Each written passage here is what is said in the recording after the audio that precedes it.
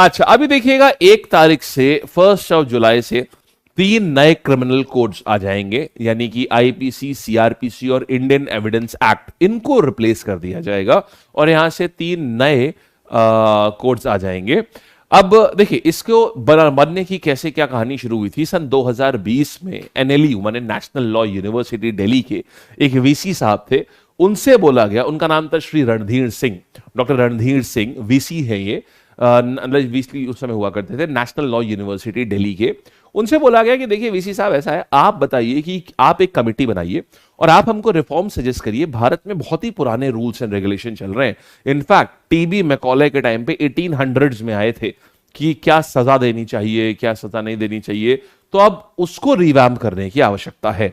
तो फिर उनकी सदस्य किसके, डॉक्टर रणधीर सिंह की सदस्यता में एक कमेटी बनाई गई, डॉक्टर रणबीर सिंह, इनकी सदस्यता में एक कमेटी बनाई गई सन 2020 में, उनके रिकमेंडेशन लिए गए और फाइनली 2023 में ये आईपीसी, सीआरपीसी ये सबको बदल करके ये भारतीय न्याय संहिता, भारतीय दंड संहिता जो थी वो रिप्लेस हो गई भारतीय न्याय संहिता से। तो ऐसे करके 3 नई चीजें लाई गई और वो 1 जुलाई से वो इफेक्टिव हो गई। अब हम देखते हैं हर चीज क्या है इसमें देखेंगे। तो यहां पर 1 जुलाई से 3 नए आपराधिक कानून जो है ये लागू करे जाएंगे। जहां आप सुनते थे ना आईपीसी की धारा 302 के तहत, 302 मतलब मर्डर होता है, मर्डर के तहत फांसी की सजा सुनाई जाती है, तो अब आप आईपीसी नहीं सुनेंगे, अब आप अलग चीजें सुनेंगे, अब आप बीएनएस सुनेंगे। देखिए क्या क्या चीजें हैं। तो 3 चीजें आई हैं यहां पर, कौन सी, जैसे आईपीसी को रिप्लेस करा गया। आईपीसी का मतलब क्या होता है, इंडियन पीनल कोड। पीनल का मतलब क्या हुआ, भारतीय दंड संहिता, माने इसमें लिखा होता है फलाना जुर्म फलानी सजा, फलाना जुर्म फलानी सजा। जैसे फॉर एग्जांपल चोरी तो उसकी सजा इतनी है, डकैती तो उसकी सजा इतनी है, किडनैपिंग तो सजा इतनी है, मर्डर तो सजा इतनी है। तो ऐसे करके सारे जुर्म जितने भी दिमाग में आ सकते थे वो सारे लिखे गए और उन सब की सजा लिख दी गई। अब कोर्ट कभी ये नहीं कर सकता कि अपनी मर्जी से जो मन में आए सजा वो दे दे। आज जज साहब का मन अच्छा है, क्या कितने 10 आदमी मारे, यार एक लेटर लिख दो तुम फ्री हो जाओगे। कोर्ट को जो आईपीसी में लिखा हुआ है उसी के अनुसार सजा देनी है, ठीक है। अच्छा अब देखिए, फिर आप कहेंगे फिर ऐसा कैसे हुआ, अभी जो पोर्शे केस हुआ था उसमें क्या हुआ। फिर देखिए इसमें क्या हुआ है, पोर्शे केस में क्या था, पोर्शे केस में पहली चीज जुवेनाइल एक इन्वॉल्व था। जुवेनाइल के केस में ये जो जितना भी आईपीसी है मेनली इन्वॉल्व करता है अडल्ट्स में, जबकि पोर्शे केस में क्या हुआ था, जुवेनाइल के पास में था। तो जुवेनाइल के केस में एक इतना स्पेसिफिक पनिशमेंट्स नहीं लिखी गई हैं कि किस चीज के लिए एग्जैक्टली क्या होता है। ले दे के आप कितना भी हीनियस क्राइम करो आपको बाल सुधार गृह में भेज दिया जाएगा, वो भी मैक्सिमम टू मैक्सिमम 3 साल के लिए, चाहे आपने कुछ भी किया हो। आप 100 आदमी आपने मतलब 100 इंसान आपने मार दिए, तब भी जुवेनाइल जस्टिस बोर्ड के तहत मैक्सिमम 3 साल की सजा हो सकती है।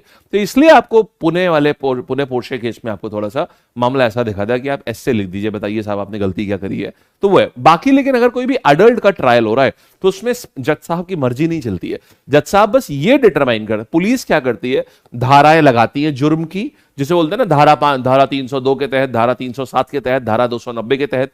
तो पुलिस क्या करती है, अलग अलग धाराओं में मुकदमा दर्ज करती है, मतलब कि व्यक्ति ने क्या क्या क्राइम करे हैं और उसके बाद जज साहब को वो प्रूव करती है और जितने क्राइम प्रूव होते जाते हैं जज साहब हर क्राइम के लिए सजा देते चले जाते हैं। ये होता था इंडियन पीनल कोड में अभी तक।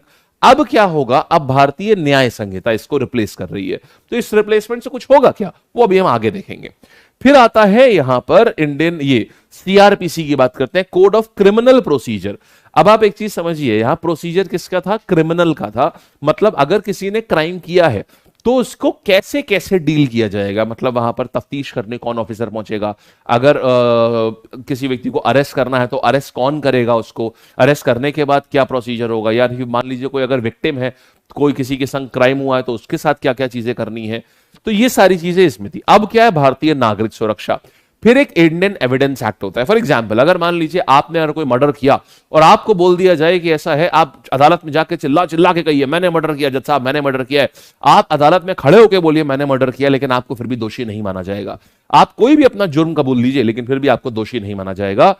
अगर आपने मर्डर किया है तो वो भी आपको प्रूव करना पड़ेगा कि आपने मर्डर किया है। आपको एविडेंस के तौर पर जो मर्डर वेपन होता है वो दिखाना ही पड़ेगा, मर्डर वेपन दिखाना पड़ेगा और मर्डर का मोटिव बताना पड़ेगा कि मर्डर का मोटिव पूछा जाएगा आपसे। और अगर आपने वो सही बता दिया, जज कन्विंस है हाँ ये मर्डर का मोटिव हो सकता है और साथ ही मर्डर वेपन भी है, तभी आपको सजा मिलेगी, अन्यथा आपको सजा नहीं मिलेगी। तो आपको एविडेंस प्रूव करना पड़ेगा। तो ये एविडेंस कौन से होते हैं? ये सारे आते थे इंडियन एविडेंस एक्ट से।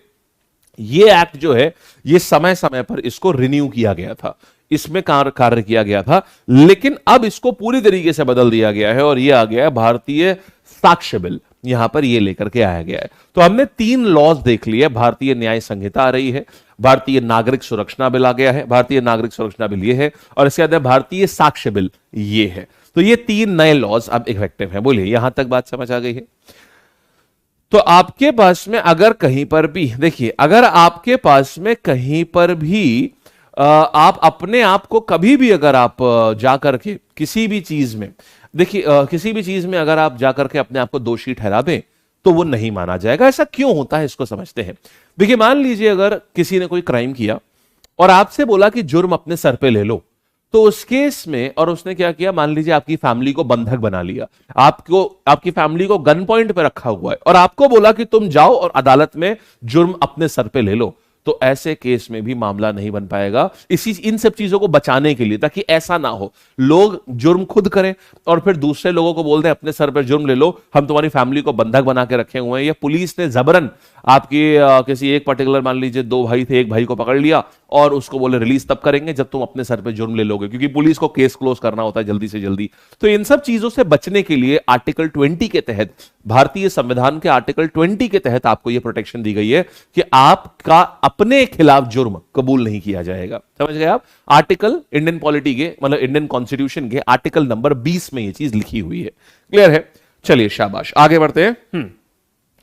अब देखो, तो यहां आते हैं। अच्छा, अब देखिए की फीचर्स हम आपको बताते हैं भारतीय न्याय संहिता में क्या क्या चीजें हैं।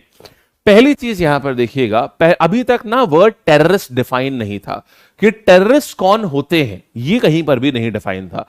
पहली बार टेररिस्ट वर्ड डिफाइन किया गया। दूसरा, जो लोग टेररिस्ट की मदद करेंगे उनको भी उसी संज्ञा में रखा गया है। पहले इसका कोई क्राइटेरिया नहीं था कि जो लोग टेररिस्ट की मदद करेंगे उनको लगता है साहब वो तो जबरन बैठा लिया, जबरन कर लिया था। अब कुछ नहीं है। ऐसा ही कानून हुआ करता था अलाउद्दीन खिलजी के टाइम पर। अलाउद्दीन खिलजी, ये कानून मुझे याद दिलाता है अलाउद्दीन खिलजी की। आप लोगों ने अगर मेडिवल मेरे से पढ़ी है तो आपको याद होगा, हमने आपको अलाउद्दीन खिलजी के कानून बताए थे। अलाउद्दीन खिलजी पहला मार्केट रिफॉर्मर था। अलाउद्दीन खिलजी का यह था कि अगर किसी भी आमील ने, आमील होते हैं कौन, जिनको इसलिए रखा जाता है कि कोई, जिनको टैक्स वसूल करने के लिए रखा जाता था, आमील्स को, तो अगर ऐसा पाया गया कि आमील ने थोड़ा भी पैसा अपने पास रखा हुआ है, मतलब जैसे मान लो टैक्स मिला 100 रुपए, राजा को दिए, बोले साहब 80 रुपए आए हैं, अगर ऐसा कोई भी पाया गया तो आमील साथ में उसके सारे घर वाले, उनको कोड़ों की सजा दी जाती थी। मतलब कोड़े मारे जाते थे सारे घर वालों को भी, और सारे आसपास के जो लोग होते थे वो भी इक्वली जिम्मेदार माने जाते थे कि उन्होंने क्यों नहीं बताया कि आमील अपने घर पे ऐसा कार्य कर रहा है या पैसा अपने घर पे चोरी करके रख रहा है। तो ये अलाउद्दीन खिलजी के टाइम पे हुआ करता था, सबसे पहले आया था। अब ये चीज यहां पर भी लाई गई है। अलाउद्दीन खिलजी से आप आज का समय देखेंगे बहुत इंस्पायर्ड है। अब ये हो गया है कि टेररिस्ट अगर किसी ने पनाह दी है, हेल्प करी है, सपोर्ट करा है, तो उसको भी इक्वली जिम्मेदार माना जाएगा और उसको भी उन्हीं प्रावधानों के तहत सजा दी जाएगी। ठीक है, फिर आते हैं, पहली बार कैपिटल पनिशमेंट इंट्रोड्यूस करी गई है मॉब लिंचिंग के ऊपर। आपने देखा था देश में मॉब लिंचिंग की घटनाएं बढ़ती चली जा रही थी हमारे देश में। तुरंत अभी रिसेंटली एक वीडियो वायरल है अभी, हमारे देश में अपने आप सजा, मतलब कानून को अपने हाथ में, जैसे अगर आपने हर कोई कानून को अपने हाथ में लेने लगे, न्याय व्यवस्था को अपने हाथ में लेने लगे। रिसेंटली आपने देखा होगा एक कोलकाता का वीडियो बहुत वायरल है जिसमें एक व्यक्ति जिसका नाम है जेसीबी, एक महिला को बहुत ही बुरी तरीके से रोड पे ही बहुत बुरी तरीके से पीट रहा है, और एक पुरुष को भी। बाद में पता चलता है कि भाई वो एक वहां का, इनको कैंगरू कोर्ट बोलते हैं। कैंगरू कोर्ट्स का मतलब कि लोगों के अपने खुद के कोर्ट बना रखे हैं लोगों ने, और वहां पर जज के नाम पर एक व्यक्ति है जिसको तुरंत उसी समय सजा दे देगा। तो इस टाइप की चीजें फिर जब बढ़ जाती हैं, लोग जब अपने आप सजा देने लगते हैं, तो लोग मॉब लिंचिंग पे भी आ जाते हैं। मतलब लोग नाराज हुए किसी चीज से, जाकर के उस इंसान को मार दिया, जला दिया, तो अब उसके लिए डेथ पेनल्टी दी जा रही है, 7 वर्ष का कारावास उसके लिए दिया जा रहा है। ठीक है, अच्छा, मॉब लिंचिंग का मतलब क्या होता है बताता हूं। देखो, मॉब लिंचिंग का मतलब होता है कि अगर जैसे मान लीजिए आपने ये मेनली गो हत्या में देखा होगा, जैसे मान लीजिए कोई जा रहा है, कोई व्यक्ति है जा रहा है, अब उसने गो हत्या नहीं भी है, तो कई बार ऐसा हुआ कि खाली सिर्फ इसके ऊपर कि इसने गो हत्या करके गोमांस लेकर के जा रहा है, लोगों ने जाकर के मार दिया, और मारते मतलब पीटा, इतना पीटा कि वो इंसान मर गया। पीटते पीटते मार दिया गया उसको। इस एक ऑर्गेनाइज कंट्री में ऐसा होना एक बहुत ही शर्मनाक बात है, किसी के साथ भी अगर ऐसा होता है तो इसके लिए अरे आपको लग रहा है गोहत्या, पुलिस में रिपोर्ट करिए, पुलिस को अकाउंटेबल बनाइए। लेकिन अपने हाथों में ले किसी के घर पे जाकर पूरा घर जला दिया, उसको मार दिया, उसके घर वालों को मार दिया, that is not the case. फिर तो फिर सिविल वॉर शुरू हो जाएगा, हर कोई अपने हाथों में चीजें लेना शुरू कर दे। तो ये चीज है, मॉब लिंचिंग के लिए कैपिटल पनिशमेंट आई है। आप लोग के एग्जाम में ये सवाल कैसे आएंगे मैं ये बता देता हूं आपको। मैं स्टेटमेंट दिए जाएंगे आपको, जो बहुत सारे प्रोविजन है, हम खाली 4-5 प्रोविजन आपको पढ़ा रहे हैं। उसमें क्या होगा, आपके में क्या होगा, 4-5 स्टेटमेंट दे दिए जाएंगे और उन 4-5 स्टेटमेंट को आपको एग्जाम में बताना होगा क्या सही है क्या गलत है, ठीक है। और आगे आएंगे। फिर इसके बाद में क्या होता है, बहुत अच्छी बात है आपके लिए, आप सरकारी अफसर बनने जा रहे हैं। अभी तक क्या था, आप सरकारी अफसर को अगर आप ऑब्स्ट्रक्ट करते हैं तो खाली ये था कि आप सरकारी अफसर को उसकी ड्यूटी नहीं करने दे रहे, तो ये क्राइम था। लेकिन कई लोग क्या करते थे, सरकारी अफसर को बोलते अगर आपने ये किया तो हम सुसाइड कर लेंगे, आपका नाम दे देंगे। सरकारी अफसर इसमें रुक जाते थे, क्योंकि अगर मेरा नाम आ गया तो भाई हमें प्रॉब्लम हो जाएगी, या फिर हम जला लेंगे अपने आप को। हम अगर आप ऐसा करेंगे तो हम अपने आप को जला लेंगे, इसी दफ्तर के सामने आकर के जला लेंगे, या हम आपको ये सुसाइड कर लेंगे, जला लेंगे अपने आप को, हम नुकसान पहुंचा लेंगे, हम पानी में कूद जाएंगे और आपका नाम लगा देंगे। तो इससे ऑब्स्ट्रक्शन ऑफ जस्टिस होता था। मेनली ये चीजें कहां पर आती थी, जब भारत में बहुत सारी अवैध कॉलोनियां बनी हुई हैं जिन्होंने एनक्रोचमेंट करा हुआ है। अगर कभी भी पुलिस या नगर पालिका का कोई अधिकारी वहां जाता था तो लोग तेल की कट्टी लेके खड़े हो जाते, हम डाल लेंगे अपने ऊपर, जल जाएंगे, आपको जेल हो जाएगी। अब सरकारी अफसर को इससे मुक्त कर दिया गया है। अगर कोई भी ऐसी धमकी देता है तो ये क्राइम इसको बना दिया गया है। फिर आइएगा, adultery is no more a criminal offence. ये बहुत इंपॉर्टेंट एक चीज है, अडल्ट्री। देखिए अडल्ट्री क्या माना जाता था, समझिएगा अडल्ट्री क्या था। ये इस लॉ में ना कुछ पुरुषों के लिए अच्छा है, कुछ पुरुषों के लिए खराब है। अगर मान लीजिए एक विवाहित जीवन है, मान ले एक स्त्री और पुरुष विवाह के संबंध में बंधे हुए हैं, और अगर पुरुष अगर मान लीजिए विवाह के इंस्टीट्यूशन में, शादी के इंस्टीट्यूशन में पुरुष अगर शादी के मतलब अपनी वाइफ के अलावा किसी और के साथ भी रिलेशन में है, तो इसको क्राइम माना जाता था पहले। कि वाइफ हो, चाहे अलग अलग सिचुएशन में, चाहे वाइफ कैसा भी हो, चाहे रिलेशन बहुत अच्छा हो, हस्बैंड ही मान लीजिए चीट है और वो किसी दूसरे के साथ रिलेशन में इन्वॉल्व है while being in the marriage, और या फिर मान लीजिए वाइफ नहीं सही है, वाइफ के साथ सेपरेटेड भी अगर रह रहा है, तो भी मान लीजिए हस्बैंड का कोई अफेयर है, हस्बैंड की कोई लव लाइफ है outside the institution of marriage, तो हस्बैंड को गुनहगार माना जाता था, क्राइम माना जाता था इसको। अच्छा, सिमिलरली लेकिन अगर महिला अगर एक शादी के संबंध में बंधी हुई है और महिला का कोई लव अफेयर है, तो उसको क्राइम नहीं माना जाता था, ठीक है। अडल्ट्री जो थी वो सिर्फ पुरुषों पे अप्लाई होती थी, अडल्ट्री एज अ क्राइम सिर्फ पुरुषों पे अप्लाई होता था। इवन मान लीजिए अगर कोई महिला है और किसी रिलेशन, किसी अपने हस्बैंड, एक महिला है और उसके हस्बैंड है, अब मान लीजिए वो महिला किसी दूसरे लड़के के साथ में किसी प्रकार के रिलेशन में आती है, किसी प्रकार के लव रिलेशन में आती है, तो उस केस में क्राइम जो है, भले वो महिला ही अप्रोच करे उस पुरुष को, क्राइम जो सजा मिलेगी वो उस पुरुष को मिलेगी जिसको अप्रोच किया था, समझ गए। मान लीजिए एक अपार्टमेंट के बगल जो आंटी जी हैं, वो बगल वाले लड़के से ज्यादा उनको अट्रैक्शन है, और कोई भी अगर मान लीजिए कोई फिजिकल एक्ट होता है, तो उस केस में लड़के को दोषी माना जाएगा, क्योंकि अडल्ट्री के केस में लड़की को दोषी कभी नहीं माना जाता, भले ही एडवांसेस महिला की तरफ से हुए हों। तो ये एक बहुत बड़ा क्राइम था। इसमें प्रॉब्लम क्या हो रही थी, महिलाएं जो थी, ऐसा नहीं सारी, मतलब जो अडल्ट्री के केस में थी, तो वो क्या करती थी, वो पहले अपने लव लाइफ के बाहर, मतलब अपने मैरिज के इंस्टीट्यूशन के बाहर अपनी एक लव लाइफ एस्टैब्लिश करती थी। फिर जब वो उनके हस्बैंड उस चीज को पकड़ते थे और क्रिमिनल कंप्लेंट फाइल कराते थे, तो जो लड़का होता था उसी को प्रॉब्लम आती थी, उसी को जेल हो जाती थी, और महिला ने हमेशा से छुपा के रखा होता था कि वो मैरिड है। माने इस केस में क्या हुआ, उस लड़के ने कोई गलती भी नहीं करी, उसको पता ही नहीं था कि महिला मैरिड है, महिला ने इस बात को छुपा के रखा हुआ था कि वो मैरिड है, और सजा जो है वो पुरुष को मिली। तो इस चीज को सही करा गया, अडल्ट्री को अभी कोई क्राइम नहीं करार किया गया। बात समझ आ गई है। तो ये हो गया। हाँ, अब ये जो है ये अडल्ट्री की कहानी आ गई। बात समझ गए आप। एक एक चीज समझते चलिएगा, हो क्या क्या चीजें बदल रही हैं। फिर इसके बाद में और क्या आ जाएगा, एक और चीज करी गई है कि यहां इसमें बहुत ज्यादा उम्मीद ये थी कि एक राइजिंग कंसर्न आ रहा है, and that is male rape का जो कंसेप्ट है या अननेचुरल सेक्स का जो कंसेप्ट है, उसको पीनलाइज नहीं किया गया है।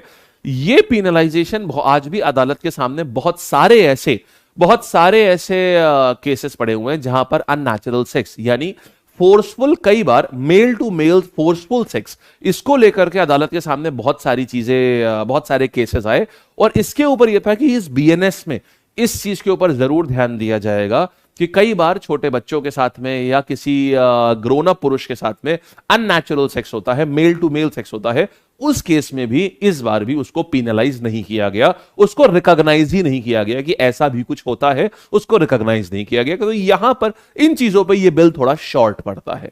क्लियर हो गया? एक ओवरऑल आपको एक पिक्चर मिल गई है कि ये क्या है, क्या क्या नए प्रावधान आ रहे हैं जो पुराने वाले से अलग हैं। पहले फांसी को जैसे 302 बोलते थे, अब दफा 101 बोलेंगे। तो बीएन आईपीसी की धारा 302 थी, अब बीएनएस की धारा 101 के तहत ये आता है। समझ गए? तो आई होप कि आप मोटा मोटा सारी चीजें जो हैं ये आप समझ गए होंगे। ठीक है, चलिए शाबाश। क्वेश्चन कैसे आएगा बताता हूं। अच्छा, तो एलएलबी स्टूडेंट्स या इनका क्या होगा, जिनकी आईपीसी सीआरपीसी पे है, वो दोबारा से उनको सब पढ़ना पड़ेगा। अभी सिलेबस चेंज, पैटर्न चेंज। हम गवर्नमेंट एग्जाम वाले एस्पिरेंट्स तो इस चीज से मतलब उसमें दिक्कत नहीं होती ना। हमारे वहां भी तो मेंस में खाली पहले मैथ्स और इंग्लिश आती थी, फिर जीएस, रीजनिंग, कंप्यूटर भी आ गया। तो सरकार इज लाइक सिलेबस चेंज दोबारा पढ़िए। चलिए, बात समझ आ गई आपको? आओ। अच्छा, अब देखिएगा, हम जरा एक बार बात करते हैं थोड़ा सा और चीजें, यहां से क्या क्या न्यूज आपसे पूछी जाए और क्या चीजें आपसे आ सकती हैं। देखिए, तो सबसे पहले अगर हम बात करेंगे तो आईपीसी कब आई थी? 1860 में। ड्राफ्ट किसने करा था? आईपीसी जो है इसको ड्राफ्ट किसने किया था सबसे पहले? तो lord TB Macaulay, Thomas Babington Macaulay, lord TB Macaulay, Thomas Babington Macaulay. ठीक है, चलिए, बहुत बढ़िया। फिर बात करेंगे करंट सीआरपीसी जो है वो कौन से साल से लागू हुई थी? आज जो चल रही है, वैसे बनी बहुत पहले थी, लेकिन आज की जो सीआरपीसी है ये 1 अप्रैल 1974, ये इंपॉर्टेंट क्वेश्चन है, 1 अप्रैल 1974 से ये लागू हुई थी। फिर बात करेंगे कौन सा एक्ट है जो इंडियन एविडेंस, जो अभी तक एविडेंस गवर्न करता है, तो ये है इंडियन एविडेंस एक्ट। और ये कब आया था? इंडियन एविडेंस एक्ट ये कब आया था? 1872 में आया था पहली बार। तो इंडियन एविडेंस एक्ट ये बदल रहा है अब, और ये देखो कितने पुराने लॉज हैं सारे। 1872 में आया था ये, 1872 में आया था ये। चलिए, अच्छा, अब सवाल देखते हैं। कौन से कमिटी को कॉन्स्टिट्यूट किया गया मिनिस्ट्री ऑफ होम अफेयर्स ने कि आप 3 codes of criminal law constitute किया था? आप बताइए 3 कोड्स ऑफ क्रिमिनल लॉ में क्या इंप्रूवमेंट की आवश्यकता है? सारे जन बोलिएगा, सारे जन बोलिएगा। शाबाश, वेरी गुड, बहुत बढ़िया, बहुत अच्छे। तो आंसर हमारे पास में आ जाएगा डॉक्टर रणबीर सिंह कमेटी। ये है, ये एनएलयू के वीसी हुआ करते थे।